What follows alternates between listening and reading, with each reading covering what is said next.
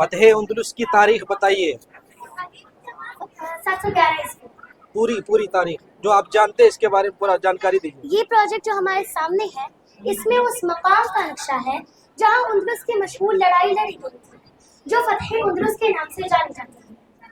فتح اندلس اسلامی تاریخ کا ایک عظیم کارنامہ ہے جو 92 ہجری مطابق سن 711 عیسوی میں پیش آیا۔ اندلس موجودہ اسپین اور پرتگال کا علاقہ ہے۔ اس فتح کا صحرا خصوصاً طارق بن زیاد اور موسیٰ بن نصیر کے سمت یہ واقعہ ولید بن عبد الملک کے دور خلافت میں پیش آیا۔ اندلس کی فتح کے اسباب میں اسپین کی سیاسی کمزوری، عوام پر ظلم، بھاری ٹیکس اور باہمی اختلافات شامل ہیں۔ سلطنت کے حکمران کاؤنٹ جولین نے بھی مسلمانوں کو اندلس پر حملے کی دعوت دی جس سے لڑنا آسان ہو گیا۔ سن 711 عیسوی میں طارق بن زیاد اپنی تقریباً 7,000 سے 12,000 کی فوج کے ساتھ اندلس کے ساحل پر اترے۔ وہاں پہنچتے ہی انہوں نے وہ مشہور قدم اٹھایا کہ کشتیوں کو جلانے کا حکم دے دیا تاکہ فوج کے پاس واپسی کا راستہ ختم ہو جائے اور سب لوگ پوری ہمت اور استقلال کے ساتھ جنگ لڑیں۔ اس کے بعد انہوں نے اپنی فوج سے ایک مشہور خطاب کیا کہ دشمن تمہارے سامنے ہے اور سمندر تمہارے پیچھے، اب واپسی کا کوئی راستہ نہیں، یا تو فتح کرو یا شہید ہو جاؤ۔ اس کے بعد ان کا مقابلہ اسپین کے بادشاہ روڈرک سے ہوا۔ کئی دنوں تک جنگ جاری رہی۔ بالآخر مسلمانوں کی فوج کے سامنے روڈرک کی تقریباً 1 لاکھ کی فوج شکست کھا گئی۔ اس کے بعد اندلس کے بڑے بڑے شہر فتح ہوتے گئے حتیٰ کہ پورا اندلس اسلامی حکومت کے تحت آ گیا۔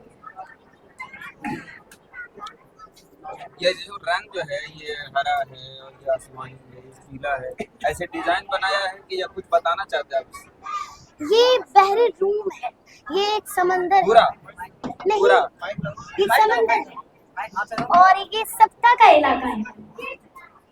سبتا کا علاقہ ہے، یہ ہریالی ہے، یہ سمندر ہے یہاں سے لے ہاں، کے۔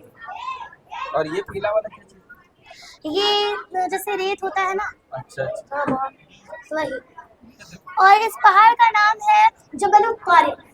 اس پہاڑ کا نام جبل الطارق اس لیے پڑا کیونکہ طارق بن زیاد یہاں پہ آ کے ٹھہرے تھے، تو اس تھوڑے سے علاقے کا نام جبل الطارق ہے۔ یہ بعد میں پڑا یا پہلے سے تھا؟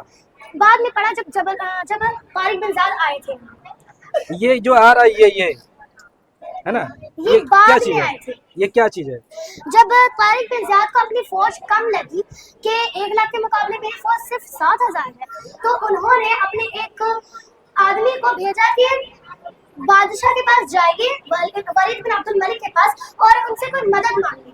تو وہی یہ بعد میں آئے تھے 5,000 فوج، تو یہ سب مل کر کے 12,000 کی فوج ہے۔ اچھا، یہ مسلمانوں کی فوج ہے ہاں، طارق بن زیاد کی۔ اور دشمنوں کی فوج؟ دشمنوں کی فوج یہ ہے روڈرک کی۔ اچھا، وہاں پہ دشمن کی تعداد کتنی ہے دشمن کی فوج؟ تقریباً 1 لاکھ۔ اس میں کن کو شکست ہوئی، کن کی ہار ہوئی؟ روڈرک کی، دشمنوں کی۔ مسلمانوں کی کتنے سال یہاں حکومت رہی اندلس میں؟ یہاں 711 عیسوی میں مسلمانوں کی حکومت آئی تھی اور 1492 عیسوی تک رہی۔ 1492 عیسوی۔ کیا وجہ ہوگی پھر کہ اندلس سے اسلام ختم ہو گیا؟ اس کے بارے میں نہیں بتا رہی ہوں۔ اچھا، کشتی جب جلا رہے تھے ڈرنے لگ رہا تھا کہ تو لوٹنے کے لیے بھی نہیں ملے گا راستہ، پھر کیسے کیا ہوگا؟ تو بے وقوفی ہے نا، جس راستے سے سواری سے گئے وہی جلا دیا۔ تو انہوں نے یہ اپنے فوج سے ایک مشہور خطاب کیا کہ دشمن تمہارے سامنے ہے اور سمندر تمہارے پیچھے، اب صبر اور بہادری کے سوا کوئی راستہ نہیں، یا تو فتح کرو یا شہید ہو جاؤ۔ تو سب کے اندر یہ جذبہ ہے کہ اب ہمیں فتح ہی کرنا ہے۔ شہید ہو جانے سے کوئی نقصان مسلمانوں کا؟ یہ کیا جذبہ ہوتا تھا کہ چلو فتح کر لو یا شہید ہو جاؤ؟ آدمی مرنے سے بھاگتا ہے، یہاں تو مرنے کے لیے جا رہے ہیں، آخر کیوں؟ کوئی فائدہ ملے گا ان کو مسلمانوں کو؟ انہیں جنت عطا ہوتی ہے۔ کانفیڈینس بہت اچھا ہے، ماشاءاللہ۔